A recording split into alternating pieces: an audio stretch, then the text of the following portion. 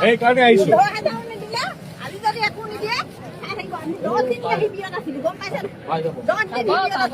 আমাৰ এই ১ নম্বৰ মৰাণ তিনিআলি আৰু ২ নম্বৰ মৰাণ তিনিআলি দুইটাৰ মাজতে এটা সংযোগী পথ আছে। যে যোৱা কাৰ্যকালত আমাৰ ইয়াত ৩বাৰমান জামিন কৰিলে অভিযন্তা ১১১৫ মিটাৰ আছে। ১ কিলোমিটাৰতকৈ বেছি। কোনটো ৰাস্তা প্ৰশান্ত এইটো নাওজান ৰাতিপুৱা পঠিয়াই দিম আমি বনাই আছে যে 200 ফেমিলিৰ কাৰণে কি কৰিছোঁ ক'লো মই ৰাইজক সঁচাকেতো এখন গাড়ীত নাহিব কিন্তু দাদা বনাই আছে যে তাত আমি ৰাতিপুৱা পঠিয়াই দিম নহ'লে আজি গধূলিলৈ পঠিয়াই দিম।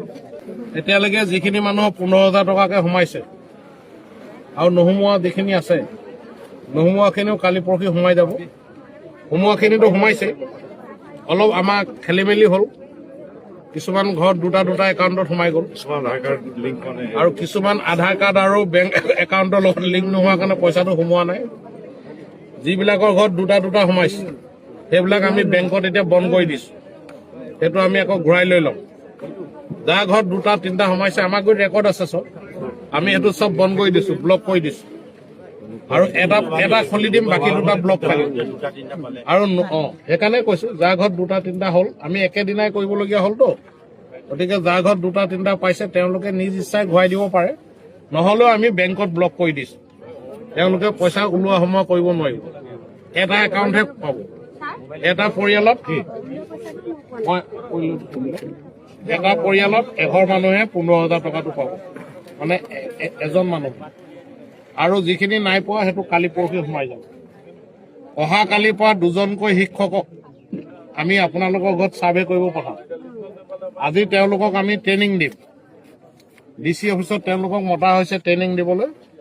অহাকালি আপোনালোকৰ ঘৰত আহিব, আপোনালোকৰ যি ক্ষয় ক্ষতি হৈছে এই গোটেইখিনি আপোনাৰ ঘৰত এটা মোবাইল এপছত লোড কৰিব।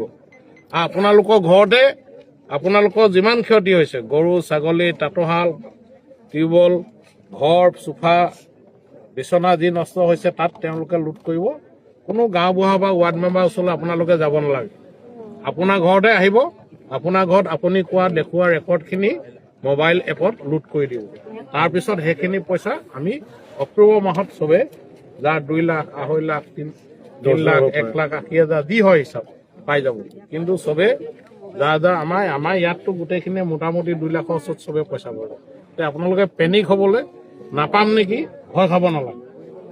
আৰু গাঁৱত মানুহ কোনোবা আহি এনেও কৈ দিয়ে যে আপোনাৰ নোসোমালে নোসোমাব, এইবোৰ কথা নুশুনিব, চবৰে সোমাব। মই আছোঁ, কাৰোবাৰ নোসোমাব, কোনোবাই নাপাব, মোৰ লগত কথা পাতিব দেই। কোনো কাৰো কথা শুনিব দৰকাৰ নাই।